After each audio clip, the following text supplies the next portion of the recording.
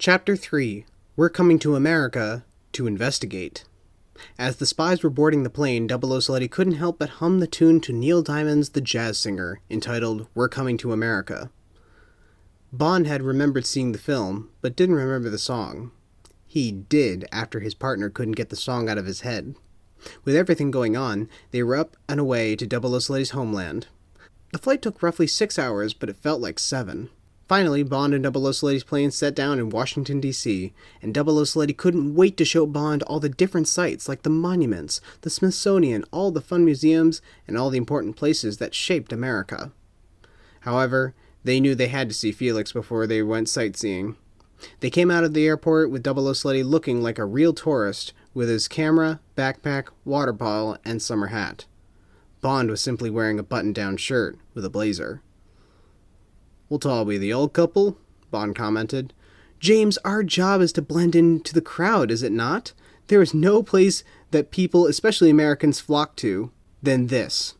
They looked around for a mode of transportation. 00 pulled him aside. "James, I know that you have visited this country before, and most likely the capital at some point, but how many times have you ridden in a real DC taxi?" 00 then walked to the curb. He lifted his hand and waved. Soon, a yellow car with a triangular sign on top pulled up, and 00 motioned his arm to Bond to come. "The CIA building, please. Also, if you could kindly step on it," Bond asked nicely. "Sure, pals. What gives? You from Canada or something?" the driver snarkily asked. The driver was wearing a cap and sunglasses. "Where are you from, bub? New York?" 00 responded. "Just take us there," Bond commanded. The driver started up the engine, and they took off.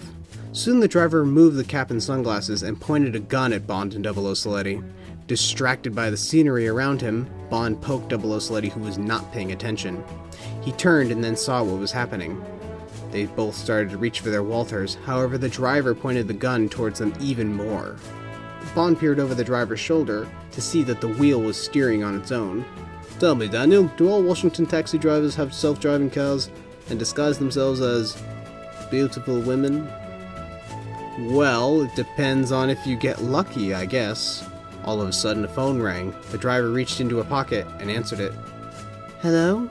It's for you. Make sure you both can hear it."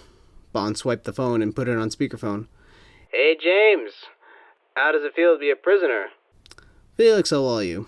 It's not my first time. In my business, you get quite a few things pointed at you." "Look, I'm calling to say that we've had a jailbreak." "You've had a what?" Bond and 00 said in shock. "Do you know exactly where he went?" 00 asked. Felix responded on how they don't know where and how exactly the prisoner got away. "Felix, my friend, you don't happen to know this rather attractive-looking woman driving us to your position, do you?" "Oh, that's Samantha. Don't worry, I told her to give you guys a bit of a scare. By the way, I've told her about you, James, so don't get any ideas." "Anyway, the outdoor cameras did catch a figure going west towards Washington. That's all we know." "We're almost there. We'll talk to you there." 00 hung up the phone. The cab headed toward the Virginia border. Soon they pulled up at the gate of the CIA building. Bond and 00 got out and went over to the gate. Bond went back to the cab and gave the driver a tip and an address. "Payment, a little something will be waiting for you at the hotel. 8 o'clock on Tuesday night." The driver smiled, winked, and drove off. As the spies approached the gate, they saw a security guard posted at the gate. "I'll take care of this, I'm the charmer," Bond said as he strutted toward the guard, who was a woman. "Good afternoon. My name's Bond. James Bond. My partner and I are here to see Mr. Felix Leiter. Could you possibly let us in, darling?" The guard leaned to see 00 in the background. "Is he always like this, Mr. Saletti?" "It depends. When I first met him, he sounded like a Scotsman, but now I'm hearing a slight Aussie sound.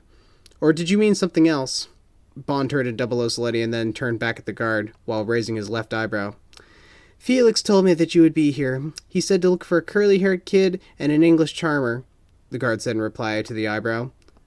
"English? Wait, kid?" 00 questioned. "Well, she certainly has our numbers," Bond said. "Yes, but anyway, here you go. He's on the second floor to the left. Also, even though our country owes you a massive debt, Mr. Bond, you and your colleague will have to go through security. It's just the policy." Not a problem there, dear. I'm sure if you visited MI6, Q would handle the security personally. That is, unless he needs help, Bond said as he and Double O Slutty entered the building. Once they entered and the door had closed, the guard walked to the side and got on her radio. Contact come in. Contact come in.